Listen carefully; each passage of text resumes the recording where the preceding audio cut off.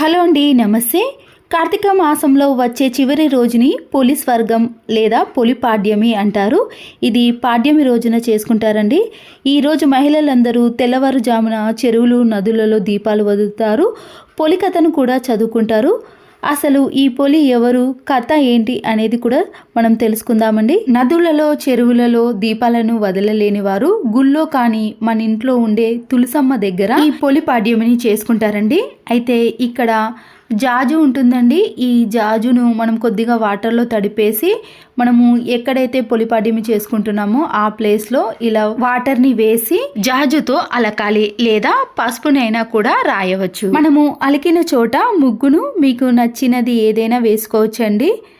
పొలిపాడ్యమి కూడా ఎప్పుడు వచ్చిందో కూడా మీకు ఈ వీడియోలో షేర్ చేశానండి. కార్తీక పౌర్ణమి తర్వాత ఈ నెలలో చివరగా జరుపుకునేది పొలిపాడ్యమి. కార్తీక మాస అమావాస్య మరుసటి రోజు పొలిపాడ్యమి జరుపుకుంటారు.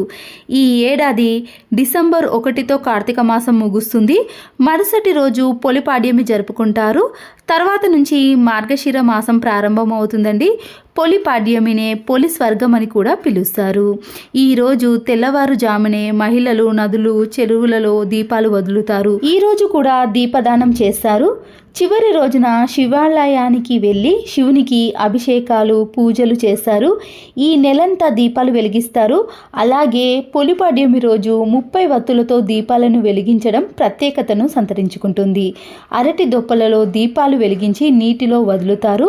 అలా చేసిన వారు 3 సార్లు నీటిని తోస్తూ నమస్కరించుకొని పొలి స్వర్గం కథ వింటారు. పొలి కథను ఇక్కడ వివరిస్తూ మీకు ఈ విధానాన్ని ఎలా చేయాలనో కూడా చూపిస్తానండి.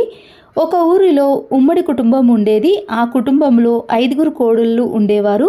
వారిలో చిన్న కోడలు పొలికి దైవభక్తి ఎక్కువగా ఉండేది.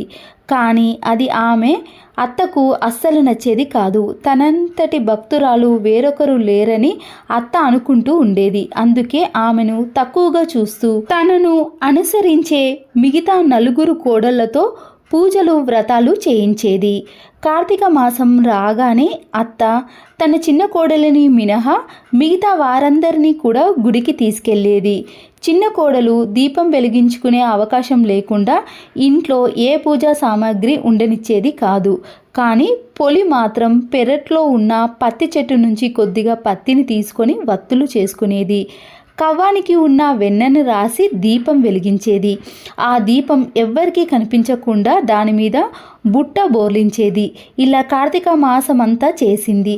మాసంలో చివరి అమావాస్య రోజు అత్త తన కోడళ్లతో గుడికి వెళుతూ పోలికి తీరిక లేకుండా చెయ్యాలని ఇంట్లో పనులన్నీ చెప్పి వెళ్ళేది. కానీ పొలి మాత్రం పనులు పూర్తి చేసుకొని దీపం వెలిగించింది. ఎన్ని అవాంతరాలు వచ్చినా పొలి మాత్రం తన భక్తిని విడిచిపెట్టలేదు. ఆమె భక్తికి మెచ్చిన దేవతలు ప్రాణాలతో ఉండగానే పొలిని స్వర్గానికి పుష్పక విమానంలో తీసుకెళ్లేందుకు వచ్చారు. గుడి నుంచి తిరిగి వచ్చిన అత్త మిగతా కోడళ్ళు వాళ్ళు తమ కోసమే వచ్చారని అనుకుంటారు. కానీ వాళ్ళను కాకుండా పొలిని తీసుకెళ్తుంటే అత్త తోడికోడళ్ళు ఆమె కాలు పట్టుకొని వేలాడుతూ వెళ్లేందుకు ప్రయత్నించారు. కానీ వారి ప్రయత్నాలు ఫలించలేదు. కల్మషం లేని పొలికి మాత్రమే స్వర్గలోక ప్రాప్తి ఉందని చెప్పి దేవతలు వారిని విడిచిపెట్టి పొలిని తీసుకెళ్లారు. పొలిపాడ్యమి రోజు 30 వత్తులతో దీపం వెలిగించడం వల్ల కార్తీక మాసం మొత్తం వెలిగించిన పుణ్యం లభిస్తుంది. ఈ రోజు దీపదానం చేయడం కూడా చాలా మంచిది. కార్తీక మాసంలో నెల రోజుల పాటు ఏవో ఆటంకాల వల్ల చేయలేని వారు ఈ పొలిపాడ్యమి రోజు తప్పకుండా చేశారనుకోండి, ఖచ్చితంగా పుణ్యఫలం అనేది లభిస్తుంది. ఇక్కడ నేను 30 వత్తులను లెక్క పెట్టి ఇలా దారాన్ని కట్టి నెయ్యిలో ఇలా తడిపేసిన తర్వాత మనము కొబ్బరి చిప్పలో కానీ లేదా అరటి దొప్పలో కానీ వెలిగించాలి. ఒకవేళ మీరు ఇక్కడ 3 వత్తులు కానీ 7 వత్తులు కానీ ఇలా బేసి సంఖ్యలో పువ్వొత్తులను కూడా వెలిగించాలి. పొలిపాడ్యమి చేసేవారు అమావాస్య తెల్లవారుజామున మనకి పాడ్యమి తిథులు వస్తున్నాయి కాబట్టి ఈ టైంలో మీరు చేశారనుకోండి పుణ్యఫలం అనేది లభిస్తుంది. తెల్లవారుజామున నుంచి మధ్యాహ్నం 12 గంటల లోపు ఈ పాడ్యమి తిథులు అనేవి ఉన్నాయి. కాబట్టి మీరు ఈ టైంలోనే పొలిపాడ్యమి అనేది చేయాలి. తులసమ్మ దగ్గర ఇలా ముగ్గును అలికిన తర్వాత మనము ఒక తాంబాలం కానీ లేదా ఏదైనా టబ్బును పెట్టేసుకొని దాంట్లో కొన్ని వాటర్ని వేసి పసుపు కుంకుమ అక్షంతలు కూడా వేయాలి. దీంట్లో మనము అరటి దొప్పను కానీ కొబ్బరి చిప్పను కానీ వేసుకోవాలండి. అరటి దొప్పలో 30 వత్తులు వేసామనుకోండి, వేట్ ఎక్కువగా అయ్యి ఒక్కొక్కసారి వాటర్లో మునిగిపోతుంది కదా. అలా అనుకున్న వారు కొబ్బరి చిప్పలో కూడా ఈ 30 వత్తులను లెక్కబెట్టి వేసి దాంట్లో నెయ్యిలో పూర్తిగా తడిపేసిన తర్వాత మనము దీపారాధన చేసుకోవాలి. ఇక్కడ పువ్వొత్తులను కూడా నేను 3 తీసుకున్నానండి. మీరు అరటి దొప్ప పైన తమలపాకును కూడా వేసుకోవచ్చు. ఇక్కడ పువ్వొత్తిని కొద్దిగా వెడల్పుగా చేసి నెయ్యిలో ముంచేసి మనము దీపారాధన చేసుకోవాలి.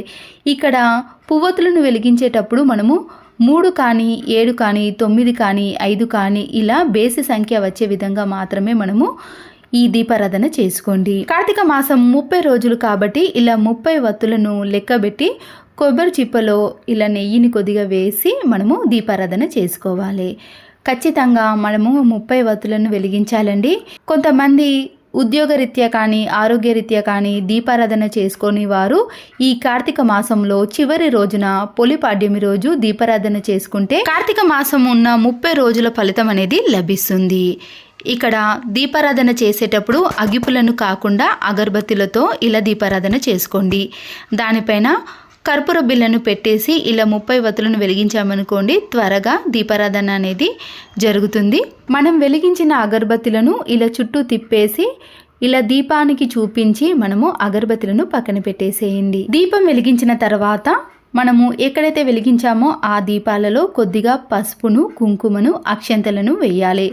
ఇలా వాటికి సమర్పించిన తర్వాత మీకు నచ్చిన నైవేద్యాన్ని ఏదైనా పెట్టేసుకోవచ్చండి. చక్కెర పొంగలి కానీ, నేనైతే ఇక్కడ వడపప్పును పెట్టేస్తున్నాను. ముందుగానే తెల్లవారుజామున స్నానం చేసిన తర్వాత కొద్దిగా నానబెట్టేసామనుకోండి, మనం పూజ అయ్యేలోపు ఈ వడపప్పు అనేది రెడీ అయిపోతుంది కదా. ఆ టైంలో ఇలా వడపప్పును కానీ బెల్లాన్ని కానీ మీకు నచ్చిన ప్రసాదాన్ని చేసి పెట్టుకోవచ్చు. దీపాలు వెలిగించిన తర్వాత పువ్వులను కూడా సమర్పించండి.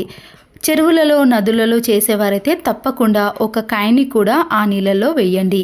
నేను ఇక్కడ ఇంట్లో కూడా ఇలా కాయని వేసేసి హారతి ఇచ్చే ముందే మనము కొబ్బరికాయని కూడా నైవేద్యంగా సమర్పించిన తర్వాత కర్పూరం బిళ్ళను వెలిగించి ఇలా హారతిని కూడా చూపించండి. మనం వెలిగించిన దీపాలకు హారతిని చూపించి ఈ హారతిని ఇంట్లో ఉండే వాళ్ళందరూ కూడా హారతిని తీసుకోవాలి. అప్పుడే మనము పొలిపాడ్యమి అనేది పూర్తిగా చేసిన ఫలితం అనేది లభిస్తుందండి. ఇదంతా కూడా మనము వీలు లేని వారు ఇంట్లో ఉండే తులసమ్మ దగ్గర ఈ పొలిపాడ్యమిని తెల్లవారుజామున చేసే కార్తీక మాసంలో చేసిన పుణ్య ఫలితం అనేది లభిస్తుంది. ఈ పొలి స్వర్గ కథ విని లేదా చదివి ఈ పాడ్యమి తిథులలో మీరు పొలి స్వర్గ వ్రతం అనేది చేసుకోండి. ఈ వీడియో నచ్చితే తప్పకుండా లైక్ చేయండి. మరో వీడియోతో మళ్ళీ కలుద్దాం. Thanks for watching.